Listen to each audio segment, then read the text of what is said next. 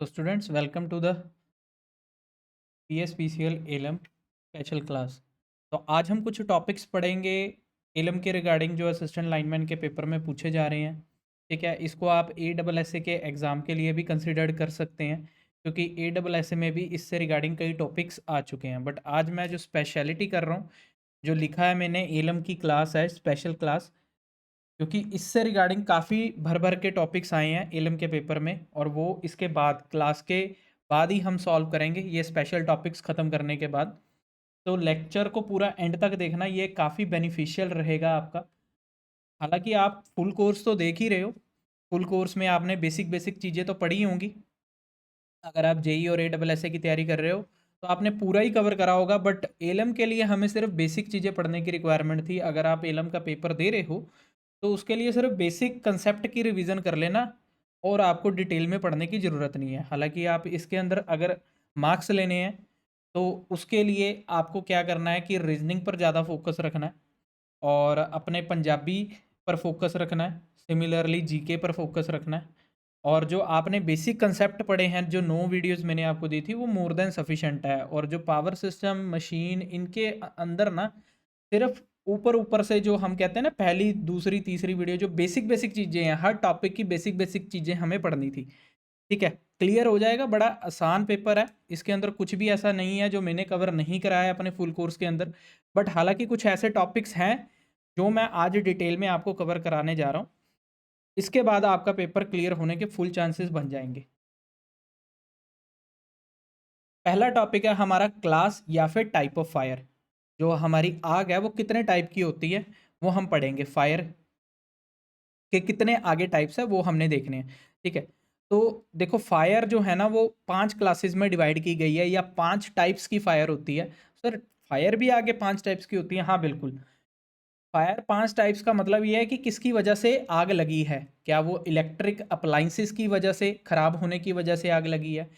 क्या वो मतलब फ्लेमेबल लिक्विड के वजह से आग लगी है? क्या हम लक्कड़ के पीस को जब आग लगा रहे हैं तो उसकी वजह से आग लग रही है? या फिर हम पेपर को जला रहे हैं तो उसकी वजह से आग लग रही है? तो आग को भी अलग अलग क्लासेस के अंदर डिवाइड किया गया। तो ये 5 क्लासेस है, class A, class B, class C, class D और क्लास के। इसको हम क्लास एफ भी बोल देते हैं। क्लियर? एफ क्लास भी बोल देते हैं। सबसे पहली है क्लास ए। क्लास ए की जो फायर है, देखो हमें जो एलम का पेपर है वो आता पंजाबी लैंग्वेज में है, बट मैं आपको इंग्लिश में क्यों करा रहा हूँ? क्योंकि ऐसा है कि आपको इसको पंजाबी में कन्वर्ट करने में दिक्कत नहीं आएगी। जहां पर भी कोई ऐसे वर्ड्स हुए जिनके मतलब पंजाबी में कुछ और निकल रहे हुए, तो उसके मतलब वो मैं वहां पर आपको लिख कर दूंगा। ठीक है, जैसे आगे मैंने कहीं मतलब भी लिखे हैं, उस वर्ड को पंजाबी में क्या बोलते हैं। बाकी सारा कुछ इंग्लिश में एज इट इज़ ही, आपको कोई दिक्कत नहीं आएगी। और ऐसा होता है ना, जब हम पंजाबी में टाइपिंग करते हैं ना तो उसके अंदर थोड़ी सी दिक्कतें आती हैं। इंग्लिश में फटाफट से टाइपिंग हो जाती है। अगर मैं यही लेक्चर पंजाबी में बनाने बैठता तो मेरे को काफ़ी टाइम लग जाता। क्लास ए, क्लास ए की जो फायर है ये ऑर्डिनरी, ऑर्डिनरी मतलब होता है सिंपल कंबस्टिबल मटेरियल। कंबस्टिबल जो कि आग लगने वाले, आग पकड़ने वाले मटेरियल हैं। ठीक है, अगर उन मटेरियल को माचिस की तिल्ली जलाकर आग लगाई जाए तो वो आग पकड़ लेंगे। ठीक है, वो जल जाएंगे, उनको कंबस्टिबल मटेरियल बोलते हैं। तो ऑर्डिनरी का मतलब नॉर्मली जो हमारे पास अवेलेबल होते हैं, घरों में भी अवेलेबल होते हैं, उन मटेरियल को अगर हम आग लगाना चाहें तो उन उस वो जो आग पैदा होगी उनके जलने से, जो आग पैदा होगी उसको हम क्लास ए फायर के अंदर कंसिडर करेंगे। तो ये नॉर्मल कंबस्टिबल मटेरियल या फिर ordinary combustible material like paper, wood, लक्कड़ होगी, फाइबर हो गया, कोई कपड़े का मटेरियल हो गया, ट्रैश हो गया। ठीक है, जो हमारा कूड़ा करकट है, कपड़ा हो गया, प्लास्टिक हो गया। ठीक है, इन सबको जब हम आग लगाएंगे तो इनके जलने से जो आग पैदा होगी, ठीक है, इनके जलने से जो आग पैदा होगी उनको हम क्या बोलेंगे? उनको किस कैटेगरी में रखेंगे? क्लास ए की फायर में। इसको, इस क्लास ए की फायर को हम ऑर्डिनरी फायर भी बोल देते हैं कि नॉर्मली ये मतलब होती रहती हैं चीज़ें। पेपर भी जलता रहता है, हमने देखा काफ़ी बार, लकड़ भी जल जाती है। ठीक है, ये नॉर्मली हमने देखा है, प्लास्टिक भी हमने काफ़ी बार देखा हुआ है जलने का। तो इसका जो सिंबल है, सिंबल कुछ इस तरह से आपको देखने को मिलेगा। जो सिंबल के अंदर जो पीछे बैकग्राउंड का कलर है वो नहीं आपने नोटिसेबल करना, क्योंकि कलर हम नोटिसेबल सिर्फ एक्सटिंग्विश मीडियम में करते हैं। जो सिंबल है वो सिंबल आपको इस तरह से अगर पूछ लिया जाए, ये सिंबल बनाकर देख रहे हो, जैसे ये लक्कड़ के पीस हैं, लक्कड़ के पीस जल रहे हैं, ये लपटे सी उठ रही हैं, आग की लपटें सी उठ रही हैं, तो लक्कड़ के पीस जल रहे हैं, तो लक्कड़ के पीस के जलने को हम किस कैटेगरी में रखते हैं? क्लास ए में। लिखा है ना वुड, लक्कड़ का पीस, ठीक है। सिमिलरली ये भी दो लक्कड़ के पीस हैं, लक्कड़ के पीस के जलने से जो फ्लेम उठ रही है, जो आग उठ रही है। सिमिलरली ये प्लास्टिक की बॉटल है, आपको दिख रहा होगा, ये प्लास्टिक की बॉटल है, ये फ्लेम उठ रही है, मतलब जल रहा है ये, और लक्कड़ है, ठीक है। लक्कड़ के जलने से जो भी मतलब फायर है वो पैदा हो रही है, जो भी आग पैदा हो रही है वो किस कैटेगरी में आएगी? क्लास ए में। क्लियर, समझ में आया? तो आपको ये सिंबल से पूछेगा, जरूर पूछेगा। उसके बाद एक्सटिंग्विश का मतलब होता है इसको बुझाएं कैसे। अगर ये आग लग जाए तो इसको बुझाने का क्या मीडियम है, मतलब किस चीज़ का यूज़ करके हम इसको बुझा सकते हैं।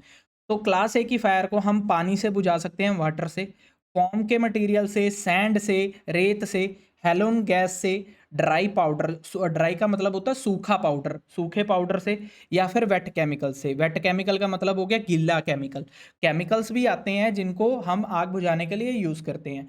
ध्यान रखना, ये जो एक्सटिंग्विशिंग मीडियम है ये काफ़ी बार पूछे गए हैं। आगे मैं आपको क्वेश्चन भी दिखाऊंगा इससे रिगार्डिंग एलएम के पेपर में कैसे क्वेश्चन आया था। Clear?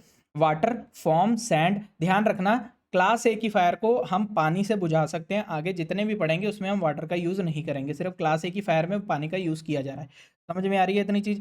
Form, sand, halon gas, dry powder, ठीक है। अब क्या है कि हम जो भी एक्सटिंग्विशिंग मीडियम, मतलब मान लो हम कोई ऐसी बाजार में चीज़ लेने गए हैं आग बुझाने के लिए, अगर उसके पीछे कुछ इस तरह का सिंबल बना हुआ है, इस तरह का सिंबल मतलब ए टाइप का सिंबल बना है, डेट मीन्स, और ए के बैकग्राउंड पे ग्रीन कलर का होना चाहिए। ध्यान रखना, ग्रीन कलर का होना चाहिए, और ए बना होना चाहिए, ए ट्रेंगल पोर्शन में बना होना चाहिए। किस पोर्शन में? ट्रेंगल शेप में। ट्रेंगल शेप में ए बना होना चाहिए, क्योंकि हम जो बाकी पढ़ेंगे वो अलग शेप में बने हुए हैं। ट्रेंगल शेप में ए बना होना चाहिए और बैकग्राउंड का कलर ग्रीन होना चाहिए। अगर ऐसे का कुछ आपको आपके प्रोडक्ट के पीछे लिखा हुआ दिख रहा है, डेट मीन्स वो क्लास ए से होने वाले जितने भी फायर्स हैं उनको बुझाने के लिए यूज हो सकता है। क्लियर, समझ आई? क्लियर हुआ? एक्सटिंग्विशिंग मीडियम, आग बुझाने वाला यंत्र। Clear? Similarly class B fire, class B fire वो फायर्स हैं जो कि लिक्विड और गैसेस की वजह से होती हैं। लिक्विड तो आपको पता होगा, पानी एक लिक्विड है, लिक्विड मटेरियल, ठीक है। कोल्ड ड्रिंक एक लिक्विड है। सिमिलरली गैसेस, फ्लेमेबल का मतलब होता है जो आग को पकड़ सकती हूँ, इजिली आग को पकड़ सकती हैं। अगर उनके पास हम माचिस की तिल्ली लगा लेकर जाएं तो वो आग पकड़ लेंगी। वो लिक्विड, वो गैसेस जो आग इजिली पकड़ सकती हैं, उनके कारण होने वाले मतलब उनके कारण जो आग पैदा हो रही है उसको हम कैटेगरी बी में रखते हैं, क्लास बी में रखते हैं। वो कौन सी गैसेज और लिक्विड हैं? वो हैं अल्कोहल, जो भी हम मतलब वाइन, शराब जो भी है ये पीते हैं ना, ये अल्कोहल मटेरियल जितने भी हैं ये ईजिली आग को पकड़ सकते हैं। तो इनके जलने से जो भी आग पैदा होगी वो कैटेगरी बी में आएगी। सिमिलरली ऑयल वाले पेंट्स होते हैं ना, आपने अपने घरों में मोस्टली देखा होगा, जब अपने को पेंट वाला कहता है कि ऑयल पेंट ला दो, ये दीवार पे ऑयल पेंट होगा, तो वो भी ऑयल पेंट का मतलब ही क्या है? सबको पता है कि तेल आग पकड़ सकता है। समझ में आया? पेट्रोलियम ऑयल, सिंपल सी बात है, पेट्रोल तो आग वैसे ही पकड़ सकता है। और गैसोलीन जो हमारी गैस है, ठीक है, जो हम जो गैस को स्टोर करते हैं वो भी इजीली आग पकड़ लेती है, ठीक है। इसमें कुकिंग ऑयल नहीं आएगा, ध्यान रखना। यहाँ पर मैंने लिक्विड और गैस तो लिख दिया, कुकिंग ऑयल भी लिक्विड होता है बट वो इसके अंदर कंसिडर नहीं होगा। कुकिंग ऑयल मतलब जो हम खाना बनाने के लिए तेल यूज़ कर रहे हैं वो भी तो आग पकड़ सकता है ना, बट वो क्लास बी के कैटेगरी में नहीं आएगा। समझ में आई? तो मैंने इसलिए स्पेशल यहाँ पर लिख लिया। कई बच्चे इसको सोचते हैं कि लिक्विड और गैस तो आ ही गया, तो लिक्विड तो कुकिंग ऑयल भी होता है। समझ में आई? तो सिंबल इसका कुछ इस तरह से है, आपने कई बार गैसोलीन का इस तरह से डब्बा देखा होगा, ठीक है। और उसके बाद हो गया हमारा जो ये वाला सिंबल है वो भी हमारा क्लास बी की कैटेगरी के अंदर आ गया। समझ में आई? समझ में आई? तो ये स्टोव का सिंबल है, जैसे हम स्टोव बर्न कर रहे हैं तो स्टोव जलाते हैं ना, तो वो गैस ही है एक तरह की, जो हमारी सिलेंडर से निकल कर ऊपर जा रही है, ठीक है, स्टोव में जा रही है, जो हम खाना पकाने के लिए स्टोव यूज़ करते हैं, ठीक है। एक्सटिंग्विशिंग मीडियम, जब इस गैस को, इस कैटेगरी की गैस को बुझाने के लिए हम क्या यूज़ कर सकते हैं? फोम, ड्राई केमिकल पाउडर और कार्बन डाइऑक्साइड। कार्बन डाइऑक्साइड इसको बुझाने के लिए यूज़ की जा सकती है, और इसका जो सिंबल है वो है बी। बी है और रेड कलर का पीछे आइकन बना होना चाहिए। मैंने आपको पहले बताया जो इस वाले सिंबल के अंदर जो मतलब बैकग्राउंड का कलर है उसको आपने नोटिस नहीं करना। कहीं आप कह दो सर इसमें भी रेड है और पीछे में भी रेड था, ठीक है, आपने सिर्फ इसका कलर नोट करना है, इसका एक्सटिंग्विशिंग मीडियम का। तो कोई भी आप अगर प्रोडक्ट बाहर से परचेज करके लाए हो आग को बुझाने के लिए और आपकी जो आग है वो कैटेगरी बी में आ रही है, तो आपने प्रोडक्ट के पीछे जरूर से चेक करना है क्या वो इस तरह का बी का सिंबल बना और पीछे रेड कलर का आइकन बना, तभी वो क्लास बी की कैटेगरी की आग को बुझा सकता है। दूसरी बात, ऐसी आग को बुझाने के लिए पानी का यूज नहीं किया जाता। क्लियर। उसके बाद आ जाता है क्लास सी की फायर। क्लास सी की फायर होती है इलेक्ट्रिकल इक्विपमेंट के फेलियर होने के कारण, मतलब कोई हमारा जो इलेक्ट्रिकल इक्विपमेंट है, हमारे स्विचेज ही हैं, उनके कारण शॉर्ट सर्किट होने के कारण आग लग जाती है, ठीक है। कई बार आपने सुना होगा कि दुकानों में इलेक्ट्रिकल इक्विपमेंट के का फेल होने के कारण आग लग जाती है, तारों के शॉर्ट सर्किट के कारण आग लग जाती है। तो वो आग जो लग रही है वो किस कैटेगरी में आएगी, वो क्लास सी में आएगी, क्योंकि क्लास सी बोलता है अगर किसी इलेक्ट्रिकल इक्विपमेंट की वजह से आग लगती है वो मेरी कैटेगरी में आएगी। क्लास सी में जो आप सिंबल देख रहे हो वो देख रहे हो ना, ये वायर का पीस है और ये सॉकेट बना हुआ है, ठीक है। तो ये आपको दर्शा रहा है कि इलेक्ट्रिकल इक्विपमेंट है की वजह से आग लग रही है। इसको बुझाने के लिए हेलोन गैस, हेलोजन नहीं है, हेलोन है, halon gas, dry chemical powder और कार्बन डाइऑक्साइड। दो चीजें याद रखनी, कार्बन डाइऑक्साइड क्लास बी को भी है और क्लास सी को भी है। Similarly dry chemical powder class B को भी है, क्लास सी को भी है, जबकि ड्राई पाउडर एक्सटिंग्विशिंग मीडियम को भी इधर क्लास ए को भी है। तो इन चीज़ों का ध्यान रखना अगर आप याद करने के लिए रट्टा भी मार रहे हो। क्लास सी के लिए हमारे पास सर्कल में सी बना होना चाहिए, ठीक है, सी, और पीछे ब्लू कलर का आइकन होना चाहिए, तो ब्लू वाला क्लास सी के कैटेगरी में आएगा। समझ में आ रही है। क्लास डी, क्लास डी होता है बर्निंग कंबस्टिबल मेटल। कंबस्टिबल का मतलब होता है जो मेटल का पीस आग पकड़ सकता है, उसकी वजह से लगने वाली आग को कैटेगरी बी में कैटेगरी डी में रखा जाता है। और वो कौन से मेटल के पीस हैं, वो मेटल के पीस हैं टाइटेनियम, सोडियम, मैग्नीशियम और लिथियम, ठीक है। ये मेटल के पीस आसानी से आग पकड़ सकते हैं, तो इनके कारण अगर कोई आग पैदा होती है तो वो क्लास डी की कैटेगरी में आएगी, ठीक है। और ये सर मोस्टली लेबोरेटरीज में हमें देखने को मिलता है, क्योंकि ये मटेरियल जो है वो मोस्टली हम एक्सपेरिमेंट के लिए यूज़ करते हैं, तो लेबोरेटरीज के अंदर ही ये एज इट इज़ पड़े होते हैं।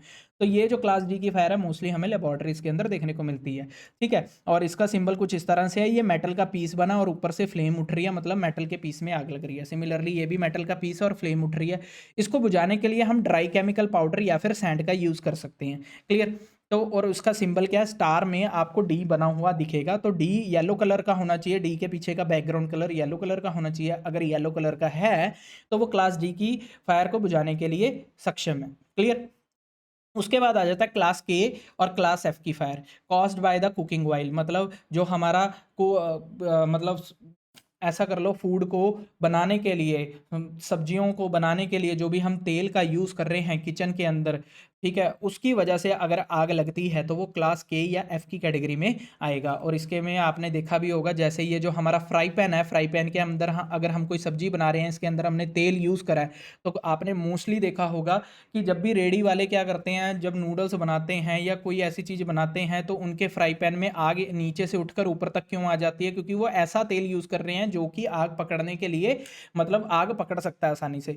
तो वो कुकिंग ऑयल, मतलब जो कुक करने के लिए जो तेल यूज़ किया जा रहा है, वो फैट्स यूज़ किए जा रहे हैं किचन में, ठीक है, वो आसानी से जो आग पकड़ने वाले हैं उनको, उनकी वजह से लगने वाली आग को क्लास के या क्लास एफ की कैटेगरी में रखा जाता है। और इनको बुझाने के लिए हम वेट केमिकल पाउडर का यूज़ करते हैं। और इनके प्रोडक्ट के पीछे अगर कोई सिंबल बना होगा तो वो इस तरह से बना होगा, और के और बैकग्राउंड क्या होगा, ब्लैक कलर का। समझ में आ रही है।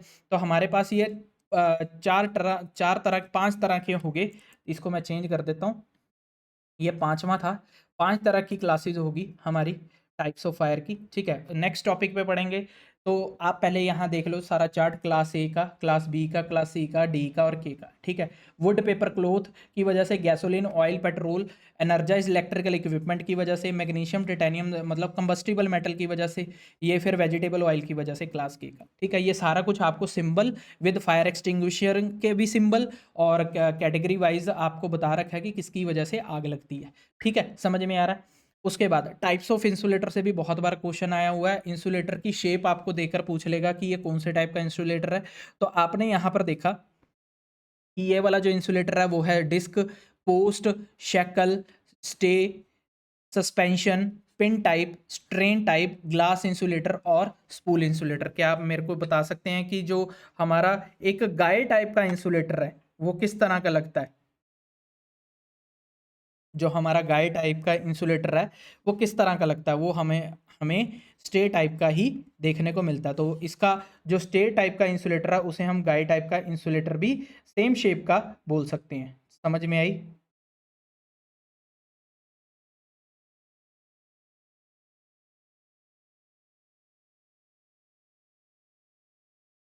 क्लियर हो गया इतनी चीज? समझ में आई? तो गाय टाइप की केबल में यूज होने वाले इंसुलेटर को हम स्ट्रे इंसुलेटर या फिर गाय इंसुलेटर भी बोल सकते हैं। ठीक है, ये मैंने आपको कंप्लीट डिटेल में समझाया भी था सारे टाइप के इंसुलेटर कैसे वर्क करते हैं। ठीक है, चलेंगे आगे। ये आपको शेप्स याद रखनी है, कोई इतनी डिफिकल्ट नहीं है। पिन टाइप तो वैसे ही आपको पता होगा, आपके जो घरों के बाहर जो तारे जा रही हैं वो पिन टाइप के इंसुलेटर हैं। हैवी पर सस्पेंशन टाइप लगता है। ठीक है, और ये जो स्टे टाइप है, ये गाय टाइप है, इसको हम नॉर्मली विलेजेस के अंदर लगाते हैं। देखा होगा, मैंने आपको बताया था ना, वायर खींच के खंबे से ग्राउंड की जाती है। ठीक है, तो ये सारे इंसुलेटर के बारे में मैंने आपको बताया, बस शेप्स याद रखनी है। क्लियर? उसके बाद हमारा पीक, एवरेज और आरएमएस से भी क्वेश्चन आते हैं काफ़ी। तो ये हमारे जो यहाँ पर पहले ये देखना, ये सारी की सारी वेवफॉर्म्स उसकी शेप्स दे रखी हैं। एवरेज वैल्यू, आरएमएस, पीक, जिसको हम क्रेस्ट फैक्टर भी बोल देते हैं। क्या बोल देते हैं? क्रेस्ट फैक्टर और form factor. Clear? VM is a peak value, ये आपको सारा डिटेल में कराया हुआ था ना, तो ये याद करके जाना, इसलिए मैंने दोबारा से यहाँ पर लिया है। यहाँ पर पीक वैल्यू को मैं वीएम ले रहा हूँ, आप आईएम भी ले सकते हैं। पीक वैल्यू कोई भी, मतलब अगर आप वोल्टेज से क्वेश्चन पूछा तो जो मैक्सिमम वैल्यू होगी वही उसे हम पीक वैल्यू बोलते हैं। जो मैक्सिमम वैल्यू होती है ना, पीक वैल्यू को हम मैक्सिमम वैल्यू भी बोल देते हैं। कई बार क्वेश्चन में पूछ लेता कि ये मैक्सिमम वैल्यू है, अब आप हमें बताओ कि एवरेज वैल्यू क्या होगी। तो जस्ट कुछ नहीं करना, जो भी मैक्सिमम वैल्यू है वो डिवाइड बाई 2 कर देना साटूथ वेव फॉर्म में। स्केयर की अगर वेव फॉर्म बोली गई है तो वीएम कर देना। अगर साइन वेव है, साइन वेव नॉर्मली हमारी एसी साइकिल साइन वेव की ही होती है। जो हमारे घरों में बिजली आती है वो साइन वेव की फॉर्म में होती है। उसको क्या करना है? 2 VM/पाई करना है, जहां पर पाई की वैल्यू क्या है? 3.14 और 2.22/7, ये तो आपको पता भी होगी। ठीक है, तो ये सारी की सारी वेव फॉर्म, ये एवरेज वैल्यू, ये आरएमएस वैल्यू, ये पीक या फिर क्रस्ट फैक्टर जिसे हम बोल सकते हैं, और ये फॉर्म फैक्टर। समझ में आ रही है इतनी चीज? एक बात का ध्यान रखना, ये जो हम एवरेज वैल्यू साइन वेव के फॉर्म में निकालते हैं, ये हम हाफ वेव का निकालते हैं, क्योंकि फुल वेव की जो एवरेज वैल्यू होती है वो 0 होती है। ठीक है, क्योंकि मैंने आपको पूरा कंप्लीट डिटेल में बताया था, जितना ऊपर है ग्राफ के उतना ही नीचे वैल्यू है। तो पॉजिटिव है ये ग्राफ के ऊपर और नीचे नेगेटिव है, तो जो इसकी एवरेज वैल्यू बनेगी पूरे ग्राफ की वो 0 बनेगी। बट जबकि यहाँ पर 2 VM/पाई लिया तो ये हाफ वेव की हम लेकर चलते हैं। ठीक है, अगर आप फुल वेव की देखोगे तो फुल वेव की जो एवरेज वैल्यू होगी वो 0 होगी। क्लियर? समझ में आई? सिमिलरली ये हाफ वेव पे सारा का सारा एनालाइज किया जाता है साइन वेव का, और बाकी सब में साटूथ और स्केयर वेव फॉर्म में ये फुल वेव पे किया जाता है। तो एवरेज वैल्यू समझ के चलना, ये बाकी सब के लिए फुल पे किया जा रहा है, और सिर्फ साइन वेव में सिर्फ इतने पोर्शन के लिए किया जाता है एनालिसिस, जिसके अंदर हमें 2 VM/पाई एवरेज वैल्यू देखने को मिलती है। समझ में आई इतनी चीज? उसके बाद ये आपने याद करके जाना 1.11, ये सारे फैक्टर याद करके जाने। जस्ट आपको क्लियर रिवीजन के लिए मैं आपको करा रहा हूँ, याद करना आपका काम है। ठीक है, उसके बाद सर्किट ब्रेकर के ऊपर भी क्वेश्चन आए हुए हैं। Different types of circuit breaker कितने होते हैं? सर सर्किट ब्रेकर हमारे पास एक होता है एसी सर्किट ब्रेकर, ऊपर से दूसरा होता है DC circuit breaker. AC circuit breaker high voltage और लो वोल्टेज सर्किट ब्रेकर में डिवाइड किया जाता है। ठीक है, जबकि डीसी सिर्फ एक ही टाइप का सर्किट ब्रेकर होता है, जो होता है HVDC. High voltage greater than 1000 volt को जो हम बोलते हैं वो हाई वोल्टेज बोलते हैं, और लेस देन 1000 वोल्ट को लो वोल्टेज बोला जाता है। Clear? High voltage circuit breaker आगे दो टाइप में डिवाइड किया जाता है। एक होता है ऑयल वाला सर्किट ब्रेकर, जिसके अंदर तेल की फिलिंग होती है। एक होता है ऑयल लेस, मतलब जिसके अंदर तेल की फिलिंग नहीं होती। तेल की फिलिंग नहीं होगी तो उसके अलावा और कौन सी होगी वो हम देखेंगे यहाँ पर।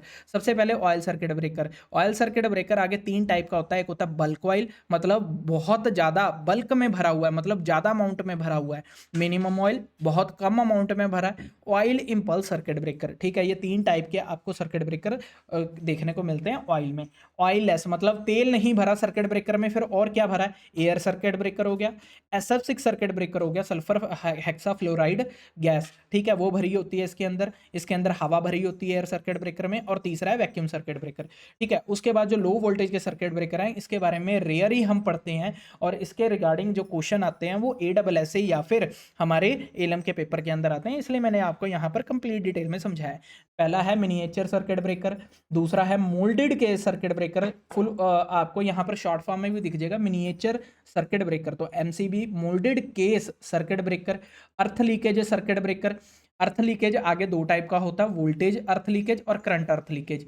अर्थ लीकेज का मतलब होता है जो हमारा मतलब फॉल्ट आने पर हमारा ग्राउंड में जो करंट जा रहा है, ग्राउंड में जो वोल्टेज आ रही है, उसके कारण हमारा सर्किट ब्रेकर ट्रिप होना चाहिए, क्योंकि ग्राउंड का जो रेजिस्टेंस होता है ना वो बहुत लेस होता है, जिसके कारण अगर ग्राउंड में करंट जाना शुरू हो गया ना तो वो सप्लाई से ज़्यादा करंट खींचने लगेगा, क्योंकि उसने ग्राउंड में भेजना है। ग्राउंड का रेजिस्टेंस कम होने के मतलब है कि ग्राउंड में ज़्यादा से ज़्यादा करंट जाएगा, ज़्यादा से ज़्यादा करंट जाएगा जब वो सप्लाई से ज़्यादा करंट खींचेगा, जिसके कारण हमारी जो केबलें हैं वो सड़ सकती हैं, क्योंकि हैवी करंट अगर लाइन में फ्लो होगा सड़ जाएंगी। तो उसके लिए हमें एक ऐसा सर्किट ब्रेकर लगाना पड़ेगा जो ग्राउंड में जाने वाले करंट को भी इजीली डिटेक्ट कर पाए। उसे हम बोलते हैं अर्थ लीकेज, मतलब अर्थ में लीक होने वाला करंट, वो अर्थ में लीक होने वाली वोल्टेज, अर्थ में लीक होने वाले करंट की वजह से जो सर्किट ब्रेकर लगाते हैं उसे अर्थ लीकेज सर्किट ब्रेकर बोलते हैं। Residual current breaker with over current, मतलब ये भी वही चीज है, मतलब अर्थ में करंट जा रहा है, न्यूट्रल में करंट जा रहा है, ठीक है, अर्थ में करंट जा रहा है, और अगर हैवी करंट जा रहा है तो उसके कारण जो सर्किट ब्रेकर यूज करते हैं residual current breaker with over current.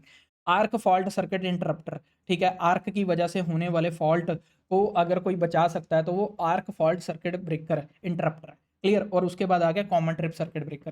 तो सबसे पहले है एमसीबी की रेटिंग है अप टू का मतलब होता है 0 से लेकर 125 एम्पेयर तक के मिनिएचर सर्किट ब्रेकर मार्केट में इजिली अवेलेबल है। 0 से लेकर 2500 एम्पेयर तक के एमसीसी भी अवेलेबल है। तो देख रहे हो जैसे जैसे एमसीबी से एमडबल की रेटिंग ज़्यादा है, एमडबल की जो रेटिंग है वो ज़्यादा है। उसके बाद ईएलसीबी आ गया 63 एम्पेयर तक की, ये अप टू 63 एम्पेयर तक की इसके मतलब सर्किट ब्रेकर मार्केट में इजीली अवेलेबल है।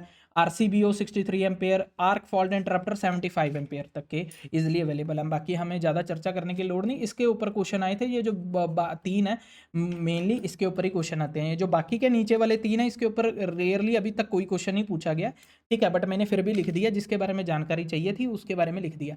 और डीसी सर्किट ब्रेकर सिर्फ एचवीडीसी का आता है, ठीक है। उसके बाद अदर भी सर और भी सर्किट ब्रेकर आते हैं, जैसे type of circuit breaker based on tripping curve के ऊपर बेस्ड, ये BCDKZ। तो आप ये नाम याद कर जाना।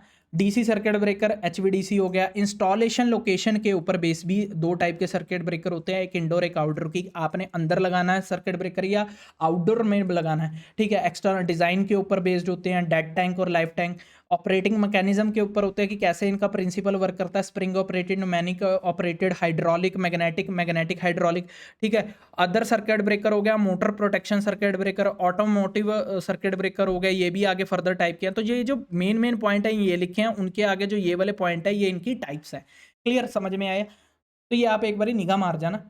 अच्छा, एयर सर्किट ब्रेकर भी आगे तीन टाइप्स के हमें देखने को मिलते हैं, रेडियल ब्लास्ट, एक्सियल ब्लास्ट और क्रॉस ब्लास्ट। इनके जो वर्किंग प्रिंसिपल है वो इस तरह से है कि जो हवा, जब हम दो सर्गीय प्लेट्स हैं, इनको हम क्या बोलते हैं, प्लेट। सर्किट ब्रेकर की दो प्लेट्स होती हैं, आपने पढ़ा होगा, ठीक है, और मैंने भी पढ़ाया। दो प्लेट्स होती हैं, दो प्लेट्स जब खुलेंगी तो हवा कहाँ को निकलेगी, तो एयर यहाँ से एंटर करेगी इनमें। सिमिलरली एक्सियल ब्लास्ट में क्या होगा, ये जो दो प्लेट्स हैं आपस में जब सेपरेट होगी हवा कैसे निकलेगी, फिक्स्ड कॉन्टैक्ट, मूविंग कॉन्टैक्ट बोलते हैं दोनों प्लेट्स को, ठीक है। और जो क्रॉस ब्लास्ट में होगा वो एयर कहाँ से एंटर करेगी, ठीक है। तो इस तरह से एयर का फ्लो आपको तीनों में दिखाया गया कि जब भी एयर सर्किट ब्रेकर है, डेट मीन सर्किट ब्रेकर की जब प्लेट ओपन होगी तो उसके अंदर जो आर्क बनेगी, आर्क को बुझाने के लिए जो हम हवा एयर का यूज कर रहे हैं, वो एयर किस तरह से एंटर करती है, लीव करती है जब दो प्लेटें खुलती हैं आपस में, तो उसका प्रिंसिपल दिखाया। इसके ऊपर क्वेश्चन आया हुआ है, इसलिए मैंने आपको यहाँ पर सेम एज इट इज ही दिखा दिया, तीन टाइप के। उसके बाद आ जाता है हमारे पास टाइप ऑफ कैपेसिटर 7 टाइप के हमने यहाँ पर लिए हैं। पहला है इलेक्ट्रोलाइटिक, सुपर, फिल्म,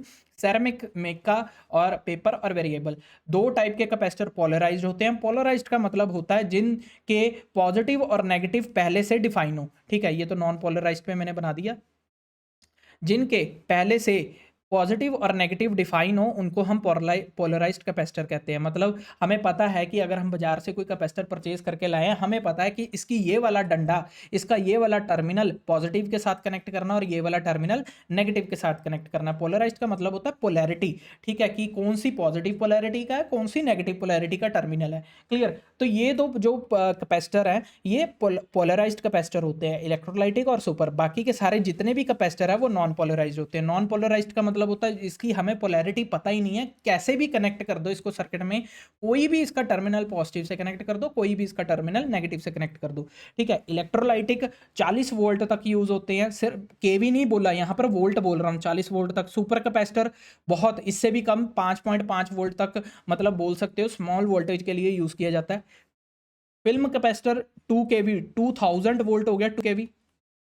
सिमिलरली यहाँ जहाँ जहाँ केवी लिखा है ध्यान रखना, सेरेमिक 100 केवी तक, उसके बाद 200 केवी 2000 वोल्ट तक, ठीक है, इस तरह से यूज किया जाता है। यहाँ पर मैंने लिख भी दिया। पोलराइज्ड का मतलब है इन कैपेसिटर का कौन सा टर्मिनल पॉजिटिव है कौन सा नेगेटिव है पहले से ही पता होता है, जबकि नॉन पोलराइज्ड में हमें पता ही नहीं है कैपेसिटर का कौन सा टर्मिनल पॉजिटिव है कौन सा नेगेटिव है, कैसे भी सर्किट में लगा लो। क्लियर। उसके बाद हमारे पास यहाँ पर इनकी डायग्राम जो है वो इस तरह से दी हुई है। कैपेसिटर बहुत तरह के होते हैं, जो मेन है वो मैंने लिए हैं, ठीक है। अदरवाइज पॉलीस्टाइरीन भी होता है, ट्रिमर कैपेसिटर भी होता है, ठीक है। तो ये जो इलेक्ट्रोलाइटिक कैपेसिटर की आपको डायग्राम देकर पूछ ली थी कि ये कौन से टाइप का कैपेसिटर है, ध्यान रखना। तो ये डायग्राम आपको याद करनी है, सिर्फ इन्हीं की याद करनी है और किसी की याद करने की जरूरत नहीं है। जो छोटे बिल्कुल छोटे कैपेसिटर होते हैं वो सेरेमिक बोलते हैं, और इलेक्ट्रोलाइटिक मोस्टली हम इन्हीं को मशीन्स के अंदर भी यूज करते हैं। सिंगल फेस इंडक्शन मोटर में आपको याद होगा इलेक्ट्रोलाइटिक कैपेसिटर का हमने यूज किया था, समझ में आ रही है। चलो उसके बाद देखो हमारे component, main component transmission line के क्या हैं। सबसे मोस्ट इंपॉर्टेंट बेसिक जो टॉपिक है वो इसी पे के ऊपर क्वेश्चन बहुत बार आया, दिखाऊंगा मैं आपको आगे।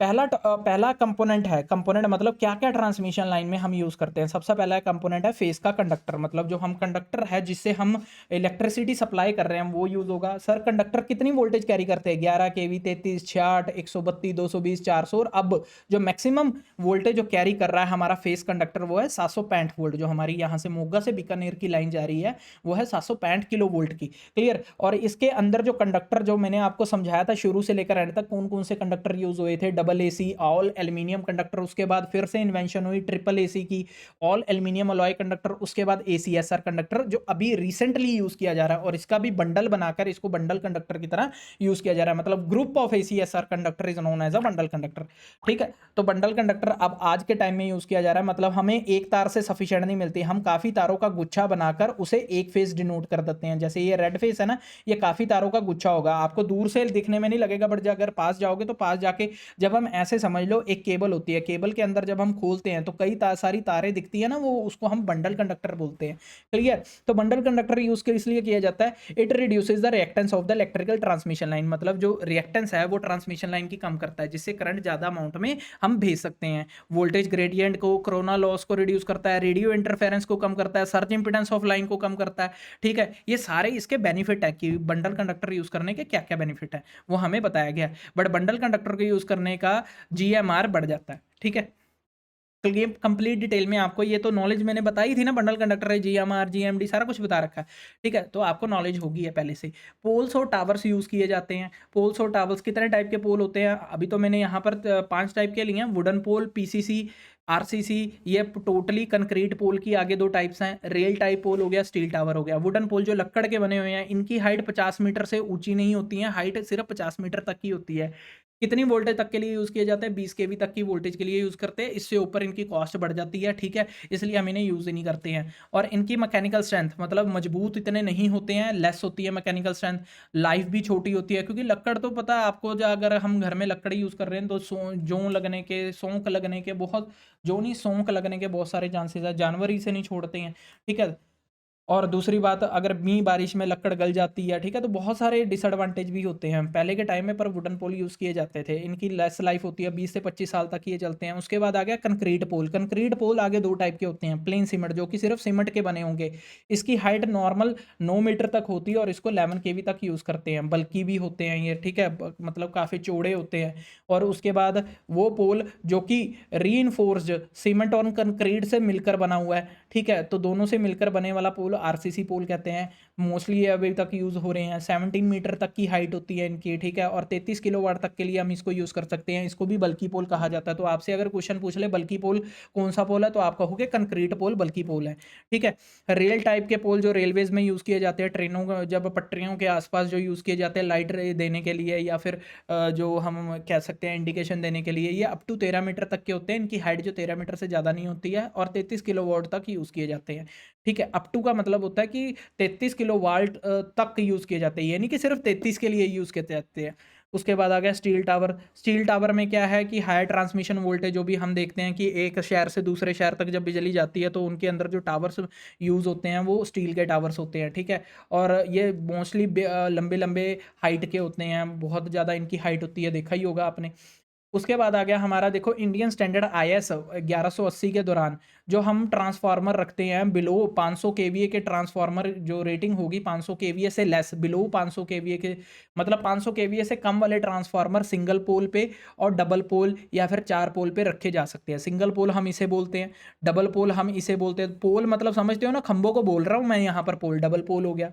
ऐसे ही सिमिलरली 4 पोल के स्ट्रक्चर भी होते हैं, ठीक है। बट अगर ट्रांसफार्मर तुमने 500 केवीए से ऊपर रेटिंग वाला रखना है, उसको माउंटेड करना पड़ेगा प्लिंथ पे, मतलब एक पूरी प्रॉपर जमीन से ऊंचाई पर एक पूरी सीमेंटेड प्लिंथ बनानी पड़ेगी, उसके ऊपर तुम ट्रांसफार्मर रख सकते हो। ऐसे तुम हवा में इसको किसी भी पोल पर नहीं लटका सकते। तो ये ध्यान रखना कि 500 केवीए से ऊपर वाले को प्लिंथ पे रखा जाता है, मतलब एक इसका पूरा स्ट्रक्चर जमीन से ऊंचाई हाइट पे बनाया जाता है, उसके बाद इसे रखा जाता है। ऐसे हवा में लटका नहीं दिया जाता पोल के ऊपर, 500 केवीए से नीचे वाले को ऊपर लटका दिया जाता है पोल पर। तो सिमिलरली यहाँ पर आई टाइप का पोल जो आप सिंगल पोल देख रहे हो, ये आई टाइप का, ये इसे हम डबल पोल कहते हैं। जिसे एच टाइप का देख रहे हो, एच बनता हुआ दिख रहा है ऐसे, जो ये एच बनता हुआ दिख रहा है। आपसे क्वेश्चन पूछ लेगा कि अगर हम जो ट्रांसफार्मर है 500 केवीए से नीचे वाला रखते हैं तो उसको किसके ऊपर रखते हैं? एच पोल के ऊपर मेनली हमने अपने घरों के आसपास देखा होगा, एच पोल के ऊपर रखे जाते हैं, ठीक है। उसके बाद आ जाता है हमारा, हमने ये तो पढ़ लिया ना, पोल्स टावर्स पढ़ लिए थे। चौथा आ गया इंसुलेटर और इंसुलेटर की स्ट्रिंग। सर ये इंसुलेटर की स्ट्रिंग होगी, इसके ऊपर इंसुलेटर बंधे हुए हैं, ये जो लंबी तार होती है इसको इंसुलेटर की स्ट्रिंग बोलते हैं। जैसे ये पूरी इंसुलेटर की स्ट्रिंग है, इसके ऊपर ये छोटे छोटे क्या लगे हैं? इंसुलेटर लगे हैं, ठीक है। तो इंसुलेटर तो आपको बता ही दिया था टाइप्स। फिर उसके बाद आ जाता है क्रॉस आर्म। सर ये टावर है, टावर से जो इतनी दूरी तक यहाँ पर जो इंसुलेटर लटकाए गए हैं इसको हम क्या बोलते हैं? क्रॉस आर्म, ठीक है। जो दूरी पर लटकाए जाते हैं, तो ये सारी क्या है? ये सारी क्रॉस आर्म ही है, ठीक है। ये इंसुलेटर को सपोर्ट करने के लिए यूज़ की जाती है, क्योंकि इसी के कोने पर इंसुलेटर को लटकाया जाता है। और इंसुलेटर क्या कैरी करता है? कंडक्टर वायर को, क्योंकि कंडक्टर वायर इसके कहाँ ज्वाइंट की जाती है? इंसुलेटर के बॉटम पार्ट पे कंडक्टर वायर को लटकाया जाता है। समझ में आ गई? उसके बाद कोरोना रिंग, ये रही कोरोना रिंग, ठीक है। ये रही corona ring. Corona ring corona से बचाने के लिए यूज़ की जाती है, ठीक है, ताकि कोरोना ना हो। उसके बाद जंपर वायर। जंपर वायर क्या होगी? मान लो हमने मोड़ है, हमारा मोड़ है, तो मोड़ करने के लिए हम क्या करेंगे? इंसुलेटर को तो नहीं मोड़ेंगे, हम यहाँ से एक यहाँ वायर निकालेंगे और यहाँ, मतलब मान लो हमने वायर को यहाँ से यूं घुमाना है, यहाँ लाए यूं घुमाना है, तो वायर के अंदर थोड़ा बेंट थोड़ी ना पाएंगे हम। टावर लेते हैं, टावर को यहाँ से जोड़ देते हैं, वायर को यहाँ खत्म कर देते हैं, न्यू वायर यहाँ से स्टार्ट करते हैं। न्यू वायर यहाँ से स्टार्ट करके बीच में कुछ नहीं होता, ठीक है। न्यू वायर यहाँ से स्टार्ट करके उसके बाद क्या करते हैं? यहाँ से यहाँ लेकर एक वायर अटैच करते हैं, ताकि यहाँ का जो जितना करंट आया वो यहाँ से यहाँ ट्रांसफर हो जाए, ठीक है। तो इस तरह से इस वायर को हम क्या बोलते हैं? Jumper wire. जैसे कि आप यहाँ देखने को मिल रहा है, ये जंपर वायर है, मतलब यहाँ से कनेक्ट होकर यहाँ से जाकर दूसरी साइड पर टावर के कनेक्ट होती है, ठीक है। तो जंपर वायर क्या करती है सर? दो कंडक्टर्स के बीच में कनेक्शन बनाती है, ठीक है, दो कंडक्टर्स के बीच में कनेक्शन बनाती है। क्लियर?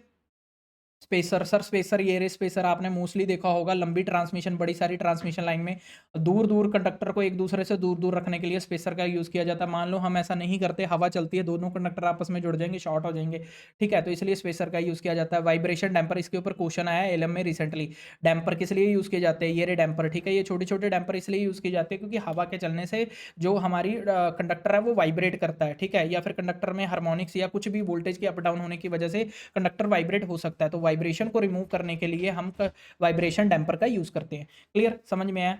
तो उसके बाद आ गया पावर लाइन मार्कर। ये आपने गेंदे देखी होंगी, मोस्टली ट्रांसमिशन लाइन में गेंदे ऐसी बनी होती है। किस लिए होती है? ये पायलट को अलर्ट करने के लिए होती है, क्योंकि अगर कोई एरोप्लेन लेकर आ रहा है, उसे दूर से तार नहीं दिख रही है, तो ये गेंद उसको बताएगी कि यहाँ पर तार है, तो आप अपना जो एरोप्लेन है इस जगह पर ना लेकर आए, ठीक है। तो यहाँ पर लिखा भी हुआ है, power line marker are use to make transmission line visible to the pilot. मतलब हम पायलट को आगाह कर देते हैं कि यहाँ पर ट्रांसमिशन लाइन है। कई बार क्या होता है कि पायलट को बिल्कुल ही नहीं दिखता कि यहाँ पर आगे ट्रांसमिशन लाइन है, कहीं वो तारों के बीच में ही ना प्लेन को फंसा कर बैठ जाए, तारों के बीच में ही ना ड्रोन को फंसा के बैठ जाए। तो ऐसी चीज़ों से बचने के लिए हम पायलट को बता देते हैं, या हर चीज़ को दूर से विजिबल कराने के लिए, ट्रांसमिशन लाइन को दूर से विजिबल कराने के लिए हम यहाँ पर पावर लाइन मार्कर का यूज़ करते हैं। ऑरेंज कलर की बॉल होती है, ध्यान रखना है। क्लियर? उसके बाद हमारे पास इंस्ट्रूमेंट जो होते हैं हमारे इस तरह के होते हैं। सबसे पहले इलेक्ट्रॉनिक, इलेक्ट्रिकल और मैकेनिकल। इलेक्ट्रिकल इंस्ट्रूमेंट हम पढ़ते हैं एब्सोल्यूट और सेकेंडरी। सेकेंडरी इंस्ट्रूमेंट आगे 3 टाइप के होते हैं, इंडिकेटिंग, इंटरग्रेटिंग और रिकॉर्डिंग। सेकेंडरी इंस्ट्रूमेंट में आपको क्वेश्चन आया हुआ कि ये आगे कितने टाइप का होता है इलम में, ठीक है। उसके बाद हमारे पास इलेक्ट्रिकल सेफ्टी सिंबल्स आ जाते हैं। सेफ्टी सिंबल्स हमारे पास इस तरह के 4 टाइप्स के होते हैं। एक हो गया ब्लू कलर का, उसके बाद हो गया रेड कलर का विद क्रॉस मार्क, ठीक है। उसके बाद ग्रीन कलर का और येलो कलर का। आपको ये सिंबल्स पढ़ने की ज़रूरत नहीं है कि किसका मतलब क्या है, सिर्फ ये पढ़ना है कि जो हमारा ब्लू कलर का है ना, सबसे पहले रेड कलर का देखते हैं। जो रेड बैंड है, सर्कुलर रेड बैंड, मतलब गोल आकार में सर्कुलर रेड बैंड है ना, इसका मतलब है डू नॉट। मतलब अगर किसी चीज़ पर यह लिखा हुआ है ना, तो उसका मतलब हमें बता रहा है कि ये चीज़ आपने नहीं करनी है, ठीक है। प्रोहिबिशन जिसे हम इंग्लिश में कह देते हैं और पंजाबी में मनाही कह देते थे, क्योंकि अक्सर आपको इलम का पेपर पंजाबी में ही आएगा ना, तो मनाही, ठीक है। और ये जो येलो कलर का ट्रैंगुलर शेप में, आपको इसकी शेप भी याद करनी है और कलर भी याद रखना है। ट्रैंगुलर कलर का जो येलो कलर का है, इसका मतलब होता है वार्निंग। वार्निंग मतलब चेतावनी। आपको ये चेतावनी दी जा रही है कि आपने ये चीज़ नहीं करनी, अगर करोगे तो ये चीज़ हो सकती है, ठीक है। उसके बाद आ गया सर्कल ब्लू। सर्कल ब्लू मतलब ब्लू कलर का सर्कल है और बैकग्राउंड कलर कौन सा है, ब्लू। इसका मतलब है मैंडेटरी। मतलब मैंडेटरी का मतलब होता है जरूर करनी ही करनी है, ठीक है। जिसको हम पंजाबी में लाजमी बोलते हैं। जैसे यहाँ पर लिखा होता है रुको। रुको का मतलब आपने पालना करनी करनी है, इसको आपको फॉलो करना ही पड़ेगा।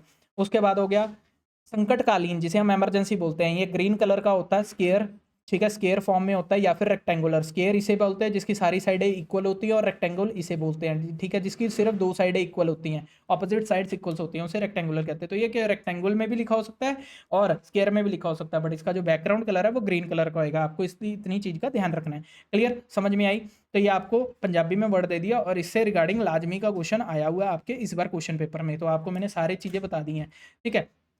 उसके बाद देखेंगे हम पेपर। पेपर की तरफ भी एक बार वॉच कर लेते हैं। जो हमारा असिस्टेंट एलएम का पेपर था, लाइनमैन का पेपर था, ठीक है, ये जो रिसेंटली अभी पेपर हुआ उसके बारे में हम चर्चा करेंगे, ठीक है। तो इसको हम थोड़ा सा बड़ा कर लेते हैं, स्क्रीन को विजिबल हो जाएगी, हो जाएगी, ठीक है। देख लेते हैं, 1 मिनट रुको, वेट करो, मैं थोड़ा सा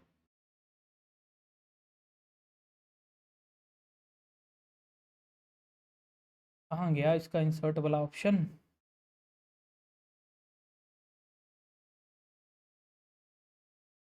चलो इसको क्लोज कर लेते हैं, क्लोज करके दोबारा से खोल लेते हैं। दिक्कत वाली परेशानी वाली बात नहीं है, ठीक है। तो अब यहाँ से इंसर्ट करके हम यहाँ पर इसका टूल सेलेक्ट कर लेते हैं, क्राफ्टी, ओके।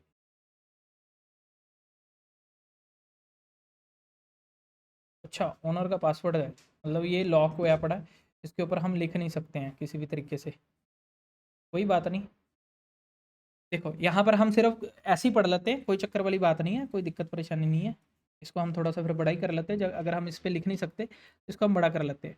देखो, जेकर आग ਅੱਗ ਦਾ ਕਾਰਨ ਭੋਜਨ ਪਕਾਉਣ वाला तेल ਅਤੇ चर्बी है। देखो, जो फैट को चर्बी बोलते हैं, मैंने क्या बोला था कि क्लास टाइप ऑफ फायर आएगा। जेकर ਅੱਗ ਦਾ ਕਾਰਨ, ਅੱਗ ਦਾ मतलब आग पैदा करने का कारण भोजन पकाना है। भोजन पकाना मतलब कुकिंग ऑयल, ठीक है। कुकिंग ऑयल, ये देखो भोजन पकाने वाला तेल ਅਤੇ चर्बी है, तो वो ਅੱਗ ਖੇਡ ਦਿੱਤਿਆਂ ਵਿੱਚੋਂ ਕਿਹੜੀ श्रेणी ਵਿੱਚ आती है, ठीक है। हमने पढ़ा था कि कुकिंग ऑयल किसकी अंदर आता है, किस कैटेगरी में आता है, के में, ठीक है। ਕਿਸੇ प्रतिरोधक ਦੀ परिवर्तनशील तापमान ਅਤੇ नमी की स्थिति ਵਿੱਚ स्थिर मूल बनाए रखने की समर्था ਨੂੰ ਕੀ ਕਹਿੰਦੇ हैं। देखो स्थिर, जब हम स्थिर की बात करते हैं ना, मतलब कांस्टेंट, मतलब जो जिस पोजीशन पर हम आगे वही पोजीशन कंटिन्यूसली मेंटेन्ड है, उसे हम स्टेबिलिटी कहते हैं। अक्सर हमने पावर सिस्टम के अंदर ये वर्ड पढ़ा भी हुआ है, क्लियर। उसके बाद पोलराइड। पोलराइड कैपेसिटरां ਨੂੰ किस तरह का कैपेसिटर ਮੰਨਿਆ ਜਾਂਦਾ है। पोलराइड कैपेसिटर हमने पढ़ा था 2 तरीके का होता है, एक होता है इलेक्ट्रोलाइटिक, एक होता है सुपर कैपेसिटर, ठीक है। तो आपने उसने यही पूछ लिया कि इन सब में से कौन सा पोलराइड कैपेसिटर है, तो उसे हम इलेक्ट्रोलाइटिक कैपेसिटर बोलेंगे, क्योंकि आगे 2 टाइप्स का पढ़ा था हमने। दिए गए चित्र में किस किस्म का इंसुलेटर है, तो आपको ये बताना था इंसुलेटर किस किस्म का है। जैसे कि मैंने आपको बताया था, गाय और स्टे इंसुलेटर दोनों ही टाइप के इंसुलेटर को इस तरह के आकार में रखा जाता है, क्लियर। उसके बाद हेड ਦਿੱਤਿਆਂ ਵਿੱਚੋਂ ਕਿਹੜੇ ਕੰਪੋਨੈਂਟ ओवरहेड लाइनों में नहीं वरते जाते, तो मैंने आपको सारे कंपोनेंट बता दिए, जो कि ओवरहेड ट्रांसमिशन लाइन। ओवरहेड हो गया जो हमारे सिर के ऊपर जा रही हैं लाइनें, और सिर के ऊपर जाने वाली लाइनों को ओवरहेड ट्रांसमिशन लाइन कहते हैं। देखो, गार्ड का भी यूज़ किया जाता है, गार्ड वायर जो टॉप पे यूज़ करते हैं ना हम, अक्सर आपने देखा होगा खंबे के टॉप पे एक गार्ड वायर होती है। गार्ड वायर का यूज़ किस लिए किया जाता है, ताकि हम जो बिजली की जो मतलब बिजली गिरेगी, उससे हमारे बाकी के नीचे वाली 3 तारों को बचाया जा सके, ठीक है। और वो बिजली जब गिरती है तो सबसे टॉप वाली तारों को निशाना बनाएगी, तो सबसे ऊपर गिरेगी, ताकि वो ऊपर गिरते ही, क्योंकि वो खंबे के साथ कनेक्ट है, वो ग्राउंड हो जाएगा जितना भी करंट जाएगा, ठीक है। और खंबे खंबे भी यूज़ होते हैं, इंसुलेटर भी यूज़ होते हैं, कैपेसिटर बैंक का यूज़ नहीं होता। ठीक है, जेकर किसे साइन वेव दा, साइन वेव हमने पढ़ा था, साइन वेव का मूल पीक वैल्यू उसने बोल दिया 141 वोल्ट है, तो साइन वेव का आरएमएस क्या होगा? मैंने आपको बताया था पीक वैल्यू अगर है तो आरएमएस क्या होता है? आरएमएस होता है Vm/√2।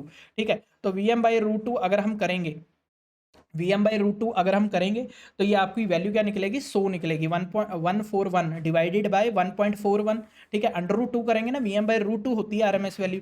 ठीक है, तो ये मैक्सिमम बाय √2 141 डिवाइडेड बाय, और √2 को हम लिखते हैं 1.414, तो 141 डिवाइडेड बाय 1.414 जब करोगे तो 100 वैल्यू आएगी। क्लियर? ये आपको मैंने लिख के दिया हुआ सारा कुछ। ठीक है, जेकर एक आर्थिक सिस्टम अर्थिंग सिस्टम ਵਿੱਚ 3 ओम प्रतिरोध है, मतलब कोई अर्थिंग सिस्टम में 3 ओम प्रतिरोध है, प्रतिरोध का मतलब होता है रेजिस्टेंस। ठीक है, ਤਾਂ ਅਜਿਹੇ ਦੋ ਸਿਸਟਮਾਂ ਨੂੰ ਸਮਾਨਾਰਥਕ क्रम ਵਿੱਚ जोड़न ਲਈ कुल प्रतिरोध कितना मिलेगा? मतलब अगर 3 रेजिस्टेंस है, ठीक है, और उनको सिस्टम में समानार्थक क्रम ਵਿੱਚ जोड़ना है, मतलब पैरेलल जोड़ना है। ठीक है, तो अगर आपको पता है कि 3 ओम का रेजिस्टेंस है, अगर उसको समान वैल्यू में जोड़ना है तो उसको आधा ही होगा। ठीक है, तो उसका आधा ही करेंगे। समझ में आ रही है? तो वो 1.5 ओम के करीब आएगा। समझ में आ रही है? चलो, उसके बाद देखो, क्योंकि 2 सिस्टम बोले हैं ना, उसने 2 सिस्टमों में जोड़ना है। अगर एक सिस्टम में 3 ओम का रेजिस्टेंस है, 2 सिस्टमों को समानार्थक क्रम में जोड़ना है। समानार्थक का मतलब होता है कि हम उसको सीरीज में नहीं जोड़ सकते, हम उसको पैरेलल में जोड़ेंगे, क्योंकि जैसे ऊपर रखा है वैसे ही उसको नीचे रखेंगे तो सेम, जब बोलते हैं ना तो सेम वो पैरेलल कॉम्बिनेशन कहलाता है। क्लियर? यूनिटी पावर फैक्टर आपको पता है रेजिस्टेंस का होता है, तो रेजिस्टिव लोड ही होगा। ये मैंने आपको कराया भी हुआ है सब कुछ। ਚੁੰਬਕੀ ਸਰਕਟਾਂ ਦੀ ਹੇਠ ਦਿੱਤੀਆਂ ਵਿੱਚੋਂ ਕਿਹੜੀ ਉਦਾਹਰਨਾਂ ਨੂੰ लो रिलक्टेंस सर्किट वजों दर्शाया जाता है? लो रिलक्टेंस पाथ किसका होता है? लो रिलक्टेंस पाथ मैग्नेटिक सर्किट का होता है, और मैग्नेटिक सर्किट में आपको पता है मैग्नेट जो इजीली आसानी से अपने अंदर से मैग्नेटिक फील्ड को पास होने देते हैं, वो कैसे हैं? वो आयरन का पीस होता है। ठीक है, तो आयरन कीपर वाली वाली नाल चुंबक। ठीक है, तो आयरन का पीस होगा। समझ में आ रही है? उसके बाद ये देखो, यहाँ पर बोला गया वोल्टमीटर की रीडिंग क्या है। वोल्टमीटर की रीडिंग तो आप निकाल लोगे ना, इजीली आइडेंटिफाई हो सकती है ना। देखो, वोल्टेज को डिवाइड कर दो 4 हिस्सों में। कैसे? क्योंकि देखो वोल्टेज सीरीज में 4 हिस्सों में कैसे डिवाइड होगा? 10/40 इंटू 250 कर लो। क्यों सर ऐसे क्यों करा? जब भी हम सीरीज कनेक्शन पढ़ते हैं वोल्टेज का, तो वोल्टेज को सीरीज में कैसे डिवाइड करते हैं? जिसके अकॉर्डिंग, जिसके अराउंड आपने वोल्टेज निकालनी है।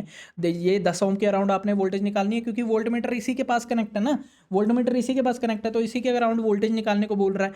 तो 10 ओम के पास वोल्टेज निकालनी है, तो जिसके पास वोल्टेज निकालनी है उसका रेजिस्टेंस सामने रखना है। उसके नीचे नीचे डिवाइड में टोटल रेजिस्टेंस लेने हैं उस सर्किट के अंदर कितने कनेक्ट हैं, तो 10/40 हो गया। टोटल सीरीज में ही कनेक्ट थे ना सारे के सारे रेजिस्टेंस, ये सीरीज कनेक्शन ही है ना, तो टोटल 40 हो गए। ठीक है, 10/40 और मल्टीप्लाई बाय वो वोल्टेज करनी होती है जो आपको टोटल आपने उस सर्किट को दी है। तो 10/40 मल्टीप्लाई बाय 240 करोगे, आपके पास 62.5 वोल्ट आ जाएगा। Clear? What is the correct unit of electric power? ये तो आपको पता होगा, newton metre per second. Schafer method of artificial respiration is used when the victim has a burns on the back.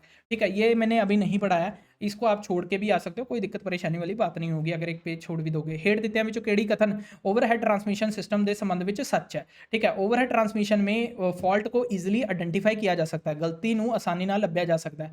ठीक है, ਸੈਕੰਡਰੀ औजारां समझ के आ गया। सैकेंडरी इंस्ट्रूमेंट, सैकेंडरी औजार 3 टाइप के होते हैं, मैंने आपको पढ़ाया था ना अभी पीछे, आपको करके भी आया। देखो यहाँ पर मैं आपको दिखा भी देता हूँ।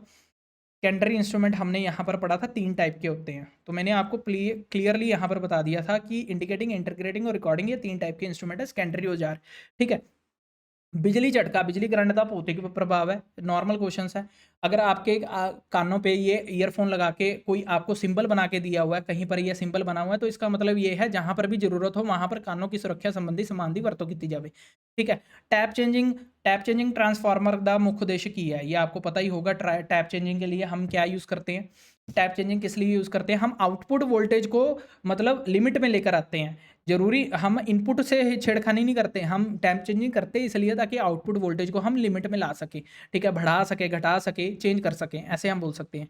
अब जो ये स्टैंडर्ड कंडक्टर है इसके बारे में भी आपको मैंने बताया था कि अंदर वाली 1 होती है, बाहर वाली 6 के रूप में बढ़ती है। अगर यहाँ 6 है तो अगली 12 होगी, उससे अगली 18 होगी, उससे अगली 24 होगी, तो 6 प्लस करते हुए जाना है। एक अंदर होगी, उसके बाद 6, फिर 6 + 6 12, उससे बाहर 12 सर्कल होंगे, उससे बाहर 12 में 6 प्लस करके 18, उससे बाहर 18 में 6 प्लस करके 24। तो अभी तो 6 थे, 6 से अगला जो लेयर होगी, अगली जो लेयर होगी वो 6 + 6 करके 12 होगी। ठीक है। Which of the following switches when the lamp has to be control from more than 1 2 place. आपने देखा होगा अक्सर पौड़ियों में, आपकी जो पौड़ियां हैं, आप नीचे से भी एक लाइट को कंट्रोल कर लेते हो, ऊपर जाके भी बटन लगा होता है उस लाइट को कंट्रोल कर लेते हो। वो तो यही पूछ रहा है कि जो लैंप लगा है उसको अगर 2 से ज़्यादा जगह पर 2 से ज़्यादा जगह से कंट्रोल किया जा रहा है तो उसे हम बोलते हैं इंटरमीडिएट स्विच। ठीक है, दो से ज़्यादा बोल रहा है वो, इंटरमीडिएट स्विच। क्लियर। अब यहाँ पर बोल रहा है एक ਸਮੱਗਰੀ ਦੀਆਂ 2 ਤਾਰਾਂ ਦੇ ਪ੍ਰਤੀਰੋਧ ਦਾ ਅਨੁਪਾਤ ਕੀਤਾ ਜਾਵੇ ਜੇਕਰ ਦੂਜੀ ਤਾਰ ਦੀ ਲੰਬਾਈ ਦੁਗਣੀ ਹੈ। मतलब ਸਮੱਗਰੀ ਦੀਆਂ 2 ਤਾਰਾਂ ਦਾ ਪ੍ਰਤੀਰੋਧ ਕੀਤਾ ਜਾਵੇ। आपको 2 वायर दी हैं, ठीक है, 2 वायर का प्रतिरोध का अनुपात करना है, मतलब 2 वायर का रेजिस्टेंस नापना है अपने। जेकर दूजी वायर, पहले का रेजिस्टेंस तो आर ही होगा, ठीक है, जिसको हम रो L/A भी बोल देंगे। ठीक है, क्या बोल देंगे यहाँ पर मैं आपको बता देता हूँ। हम यहाँ पर नवी स्लाइड ले लेते हैं, ठीक है, यहाँ पर डिलीट कर देते हैं। आपको वो बोल रहा है, आपको वो बोल रहा है रो L/A इसका रेजिस्टेंस है। ठीक है, R1/R2 करना है अपने। ठीक है, दूसरी तार का वो बोल रहा है कि लंबाई भी बढ़ गई है, लंबाई दुगनी होगी है, दुगनी होगी मतलब 2L होगी, और उसका एरिया भी 2A हो गया है। ठीक है, सो 2 से 2 कटेगा, रो L/A हो गया और रो L/ फिर से A हो गया, तो 1:1 की आ गई क्योंकि दोनों ही आपस में कट गए। ठीक है, उसने बोला था लेंथ भी दुगनी होगी है दूसरे की, और रेजिस्टेंस भी दुगना हो गया। तो देख लो यहाँ पर मैं आपको दिखा देता हूँ। उसने बोला, यहाँ पर बोला जेकर दूजी तार दी लंबाई भी दुगनी हो जाए, दूजी 2 वायर है ना, 2 वायर का रेजिस्टेंस नापने को बोल रहा था। रेशियो में मैंने देखा ऑप्शन रेशियो में, तो मैंने भी जो रेजिस्टेंस रखे वो रेशियो में रखे। पहले का रेजिस्टेंस एज इट इज ही फॉर्मूला लिख दिया रो L/A, दूसरे में लेंथ दुगनी कर दी, और दूजी तार का क्षेत्रफल, क्षेत्रफल होता है एरिया, एरिया भी पहली तार की तुलना विचों दुगना है। ठीक है, पहले से दुगना हो गया एरिया, अगर पहले का A लिया तो दूसरे का 2A लूंगा सिमिलरली। ठीक है, 1:1 आ गया ratio. Serving of a ground cable jute का बना होता है, सब कुछ डिटेल में बताया हुआ है। एमसीबी का रेटेड करंट तौर पे एमसीबी की तुलना विचों ਵੱਧ है। ठीक है, देखा था हमने मोल्डेड केस सर्किट ब्रेकर का 2500 एम्पेयर का करंट रेटिंग होता है, जबकि एमसीबी का हमने देखा था 125 एम्पेयर के अराउंड है। तो एमसीबी का, एमसीबी का जो रेटेड करंट है वो एमसीबी से ज़्यादा ही है। पीएमसी इंस्ट्रूमेंट में जो हम अगर 2 टर्मिनल पीएमएमसी इंस्ट्रूमेंट, कोई पीएमएमसी इंस्ट्रूमेंट लिया हमने, उसको रजिस्टर के अक्रॉस कनेक्ट किया। अक्रॉस का मतलब समझ रहे हो, यहाँ पर अक्रॉस का मतलब होता है पैरेलल कनेक्शन। अगर हमने 2 रेजिस्टेंस, अगर हमने एक कोई मतलब कोई भी चीज़ है उसके अक्रॉस कनेक्ट करना है, तो अक्रॉस का मतलब होता है, मान लो ये हमारा डिवाइस है, ठीक है, ये डिवाइस है, इसके अगर अक्रॉस कनेक्ट करना तो अक्रॉस का मतलब होता है ये, इस तरह से इसको बोलते हैं अक्रॉस। ठीक है, समझ में आई। तो अक्रॉस का मतलब हो गया पैरेलल, और पैरेलल कनेक्शन में क्या कनेक्ट होता है, पीएमएमसी 2 तरह से यूज किया जाता है, एमीटर और वोल्टमीटर। एमीटर तो सीरीज में कनेक्ट होता है बचा, वोल्टमीटर तो वोल्टमीटर ही पैरेलल में कनेक्ट होगा। एनर्जी मीटर और वाटमीटर तो आप निकाल ही दो, क्योंकि पीएमएमसी इंस्ट्रूमेंट कभी भी एनर्जी मीटर और वाटमीटर की तरह नहीं यूज होते हैं, मैंने आपको डिटेल में समझाया था। ठीक है, उसके बाद वो बोल रहा है अगर अल्टरनेटिव करंट का पीक वैल्यू 10 एम्पेयर है तो इसका वध तो वध आयाम एम्पलीट्यूड बराबर कितना होएगा। अगर आपकी साइन वेव है, साइन वेव का मूल पीक वैल्यू, पीक वैल्यू को क्या बोलते हैं, मैक्सिमम वैल्यू नहीं बोलते हैं हम, कि जो साइन वेव है, जो हमारी ये जो साइन वेव बनेगी, ठीक है, ये जो साइन वेव बनेगी ऐसे, ठीक है, उसकी जो टॉप वैल्यू होगी, टॉप वैल्यू को ही हम पीक वैल्यू कहते हैं, और पीक वैल्यू को ही हम क्या कहते हैं, मैक्सिमम वैल्यू। देखो अगर आपको मैं यहाँ से दिखाऊं, कोई भी साइन वेव है, कोई भी वेव है, कोई भी साइन वेव नहीं, कोई भी वेव है, तो इसकी जो टॉप वैल्यू होती है वो टॉप वैल्यू यहाँ से लेकर यहाँ तक को हम एम्पलीट्यूड बोलते हैं। और अगर इसकी हम पीक वैल्यू बोल रहे हैं कि 10 एम्पेयर है, तो 10 एम्पेयर मतलब इसका जो टॉप वैल्यू है वो 10 एम्पेयर ही है, तो एम्पलीट्यूड भी 10 ही हुआ, एम्पलीट्यूड भी नीचे 0 से लेकर 10 तक 10 ही हुआ। समझ में आ रही है, तो पीक वैल्यू ही एम्पलीट्यूड कहलाता है। समझ में आई, पीक वैल्यू ही एम्पलीट्यूड कहलाता है। तो अगर पीक वैल्यू 10 है तो एम्पलीट्यूड भी 10 होगा। जेकर सुरक्षा चिन्ह नीले रंग का है तो हेड ਦਿੱਤਿਆਂ ਵਿੱਚੋਂ किस विकल्प नाल दर्शाया जाता है। जेकर सुरक्षा चिन्ह मतलब जो भी हम अभी पढ़कर आए हैं, लाजमी है ना आंसर। जेकर सुरक्षा चिन्ह, सुरक्षा मतलब सेफ्टी सिंबल, अगर नीले रंग का है, कौन सा नीले रंग का है, ब्लू कलर का, मैंडेटरी है, मैंडेटरी को हम क्या बोलते हैं, लाजमी, तो लाजमी आया। ठीक है, सिमिलरली ELCB किन्ने किस्म के होंगे हैं, ELCB भी हम पढ़कर आए हैं। ELCB हमने पढ़ा था 2 टाइप्स का होता है, एक होता है ELCB वोल्टेज वाला, एक करंट वाला, देख रहे हो आप। मैंने आपको पूरी डिटेल में आपको ये टॉपिक पढ़ा दिया, बड़ी मेहनत लगी है इसके अंदर, ठीक है। जेकर सुरक्षा चिन्ह पीले रंग दा है तो इसका आकार देख लो, आकार भी पूछ लिया और कलर भी पूछ लिया, त्रिकोणा है तो सुरक्षा चिन्ह त्रिकोणा भी होना चाहिए और पीले रंग का भी होना चाहिए। पीले रंग का त्रिकोणा आकार वाला क्या होता है, यहाँ पर देखा था येलो कलर का ट्रैंगुलर शेप में कौन सा होता है, चेतावनी, ठीक है। यहाँ पर लिखा होगा त्रिकोण। अच्छा अच्छा, इसका आकार किस तरह का होएगा, आपको कलर बता दिया पीले रंग का है, ठीक है। सुरक्षा चिन्ह पीले रंग का है बट आपने इसका आकार बताना है। आकार ट्रैंगुलर को हम क्या कहते हैं, त्रिकोणा, तीन भुजी होता है ना, त्रिकोणा, ठीक है। जमीन ਜ਼ਮੀਨ ਦੋਜ ਕੇਬਲ ਦੀ ਹੇਠ ਦਿੱਤੀਆਂ ਵਿੱਚੋਂ ਕਿਹੜੀ ਪਰਤ ਸਟੀਲ ਦੀ ਤਾਰ ਜਾਂ ਸਟੀਲ ਟੇਪ ਦੀ ਬਣੀ ਹੁੰਦੀ ਹੈ, आर्मरिंग, ये आपको मैंने बताया। ट्रांसफार्मर में ठंडा करने लिए हेड देते हैं विचों केड़ी विधि गलत है, ठीक है। एयर कंडीशनर सर एसी थोड़ी ना लगाओगे आप ट्रांसफार्मर के लिए, आप बाकी के ऑप्शन पढ़ लिया, अगर बाकी के ऑप्शन नहीं भी पता ना तो भी कोई दिक्कत नहीं, ठीक है। ये भी आपको मैंने बताया क्रूशियल कॉर उते चक्कर आकर क्वाइल, ठीक है। ये आपको मैंने बताया ना सर्कुलर क्रूशियल फॉर्म जो लगी होती है, पूरा डिटेल में समझाया हुआ था। 100 चक्कर पूरा कर दिया, जेकर एक बदलवी मात्रा प्रति सेकंड 100 चक्कर पूरा कर दिया तो 100 रेवोल्यूशन जब कंप्लीट करती है तो चक्कर पूरा करने में समय कितना लिया गया। रेवोल्यूशन को हम कैसे गिनते हैं, टाइम होता है 1 बाई रेवोल्यूशन, तो 1 बाई 100 कर लेना, 1 बाई जब 100 करोगे 0.01 सेकंड आएगा। फ्रीक्वेंसी आ गई एक तरह से, रेवोल्यूशन को हम फ्रीक्वेंसी में कैसे लिखते हैं, समझ में आता है ना, मैंने बताया था आपको रेवोल्यूशन में फ्रीक्वेंसी फिर टाइम में कैसे कन्वर्ट किया जाता है। सिंगल फेज ट्रांसफार्मर दे शॉर्ट सर्किट टेस्ट करने ਲਈ ਲੋੜੀਂਦਾ ਵਾਟਮੀਟਰ ਦੀ संख्या कितनी है। देखो सिंगल फेज है, सिंगल फेज में आपको पता है तारे ही दो होती हैं, तो सिंगल फेज ट्रांसफार्मर में, सॉरी तारे दो नहीं, सिंगल फेज ट्रांसफार्मर के शॉर्ट सर्किट टेस्ट करने के लिए आपको सिर्फ 2 तारों की यूज होगी और 2 तारों के अंदर एक ही वाटमीटर लगेगा, ठीक है। 2 तारे 1 वाटमीटर पढ़ाया था ना, जितने नंबर ऑफ तारे हैं उससे एक कम का वाटमीटर। हेड देते हैं विचों केड़े विस्मिक खतरियां दा कारण नहीं है, खतरिया दा कारण नहीं है, बीड़ी पीना सिगरेट, ठीक है, व्यवसायिक मतलब बीड़ी पीना कोई खतरनाक नहीं है, ठीक है। Which of the following option is correct measured by the MOG gauge. MOG gauge जो जिसे हम टेम्परेचर देखते हैं, जिसे ऑयल की मतलब ऑयल का टेम्परेचर देखा जाता है, वाइंडिंग का टेम्परेचर देखा जाता है, तो उसको हम क्या बोलते हैं, एमओजी गेज, ठीक है। एमओजी गेज, क्या आपको इसकी फुल फॉर्म पता है, जल्दी से बताओ मेरे को इसकी फुल फॉर्म। एमओजी गेज अक्सर आपने ट्रांसफार्मर के पास जो पैनल लगा होता है उसमें आपने देखी होगी। मैग्नेटिक ऑयल गेज जिसे हम बोलते हैं, तो ये सिर्फ ऑयल की इंडिकेशन देता है, ठीक है। वाइंडिंग के ऑयल हो गया, ठीक है, और या फिर जो हम बोलते हैं वाइंडिंग का ऑयल हो गया, उसे देखने के लिए हमें बताया जाता है। क्लियर, समझ में आई। For pole mounted substation the TPMO switch is T stands for which of the following. जो हमारा पोल माउंटेड स्विच होता है टीपीएमओ, उसके अंदर टी की फुल फॉर्म क्या है, triple pole manually operated switch, triple pole manually operated switch. 3 phase ਵਿੱਚ ਵਾਲੇ ਪਾਵਰ ਸਿਸਟਮ ਵਿੱਚ ਹੇਠ ਦਿੱਤਿਆਂ ਵਿੱਚੋਂ ਕਿਸ ਨੂੰ रेटेड वोल्टेज ਵੱਲੋਂ लिया जाता है, आरएमएस। ये भी आपको मैंने बताया था, रेटेड वोल्टेज जब हम, मैंने आपको बताया था ना साइन वेव की काफ़ी सारी जो वेव्स हैं उसको हमने अगर एक कैलकुलेशन के लिए एक वोल्टेज लेनी है तो उसके लिए हम आरएमएस वैल्यू लेते हैं। RMS value line to line voltage लेते हैं, ठीक है, line to line voltage. Clear, rated voltage हम लाइन टू लाइन वोल्टेज को कहते हैं। छोटे पैमाने ਦੀਆਂ ਐਪਲੀਕੇਸ਼ਨਾਂ ਵਿੱਚ अर्थिंग ਲਈ ਧਰਤੀ ਦੇ प्रतिरोध ਦਾ ਵੱਧ ਤੋਂ ਵੱਧ स्वीकार्य मूल्य कितना होता है। अगर छोटे अप्लाइंसेज है उसके लिए ਵੱਧ से ਵੱਧ 2 ओम का रेजिस्टेंस सफिशिएंट होता है अगर तुमने अर्थिंग करनी है तो।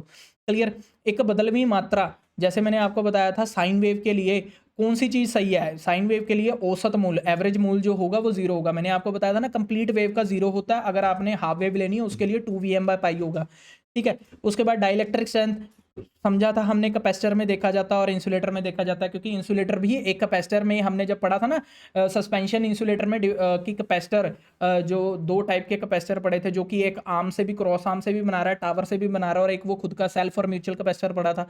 तो ये जो डाइलेक्ट्रिक स्ट्रेंथ है ये कैपेसिटर से ही लिंक किया जाता है। बैटरी टर्मिनल वोल्टेज हमेशा इस दे उत्पादित ईएमएफ तो घट होता है, इसका मुख्य कारण क्या है, इंटरनल रेजिस्टेंस। अगर ईएमएफ जितनी वो पैदा कर रहा है अगर वो उतनी मतलब दे नहीं रहा है अप्लाइंसेस को जो उससे कनेक्ट है, बैटरी ली आपने, बैटरी से जितनी वोल्टेज पैदा कर रहा है बट वो बाहर नहीं निकाल पा रहा है, तो डैट मीन्स उसका उतना इंटरनल रेजिस्टेंस अंदर है जो कि करंट बाहर निकलने से रोक रहा है। अंदरूनी प्रतिरोध को रेजिस्टेंस बोला जाता है। अच्छा, सिमिलरली आपको ये बोला ये टावर है, टावर के ऊपर वाली जो वायर है उसको हम क्या बोलते हैं, अर्थ कंडक्टर, ठीक है। ये अर्थिंग वायर जिसको हम गार्ड वायर भी बोलते हैं, ये अर्थ कंडक्टर बोल लो, गार्ड वायर बोल लो, ठीक है।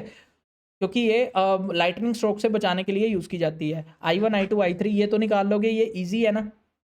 जिसमें करंट निकालना है ये आप इजीली निकालना, अगर ना आए तो मेरे को बताना, फिर मैं आपको कराऊंगा, ठीक है। सिमिलरली ये एयर ब्लास्ट सर्किट ब्रेकर जो भी हैं उसका ये टाइप है, मैंने आपको 3 टाइप का कराया था। जो हमारे एयर सर्किट ब्रेकर हैं वो हमारे 3 टाइप के होते हैं और उनकी जो ऑपरेशन है देखा था ना यहाँ पर, वही सेम चीज़ मैंने आपको यहाँ पर बताई है। तो इससे कंप्लीट टॉपिक रिगार्डिंग करा दिया आपको।